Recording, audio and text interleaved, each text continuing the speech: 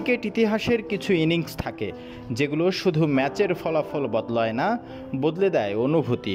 2023 one day বিশ্বকাপে আফগানদের বিপক্ষে সেই মহাকাব্যিক ইনিংসটা খেলেন গ্লেন ম্যাক্সওয়েল। এক পায়ে দাঁড়িয়ে পুরো বিশ্বকে জানান দেন তিনি একাই জেতাতে পারেন ম্যাচ। তাই তো ম্যাক্সওয়েলকে এই জেনারেশনের অন্যতম সেরা ম্যাচ উইনার বলাই যায়।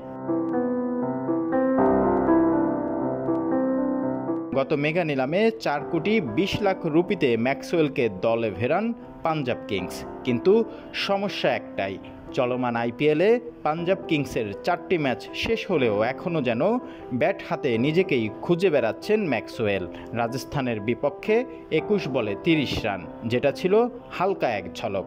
কিন্তু এরপর চেন্নাইয়ের বিপক্ষে মাত্র 1 রান, গুজরাটের বিপক্ষে তো ডাক মেরেই ফিরলেন সাজঘরে।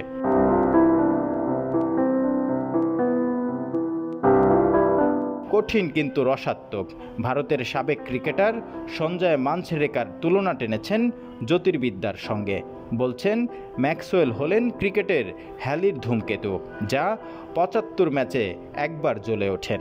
আইপিএলে এত বছরের ক্যারিয়ারে মাত্র 3 বার 400-র বেশি রান করে ওজি এই অলরাউন্ডার। 2024 মৌসুমে রয়্যাল চ্যালেঞ্জারের হয়ে 10 ইনিংসে করেন মোটে 52 রান।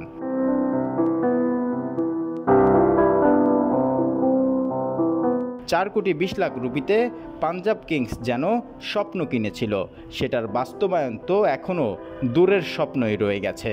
ম্যাক্সওয়েল যদি হ্যালির ধূমকেতুই হন, তবে প্রশ্ন একটাই, 2061 সাল পর্যন্ত কি অপেক্ষা করতে হবে, নাকি সামনের ম্যাচেই আবার উল্কাপাত হবে?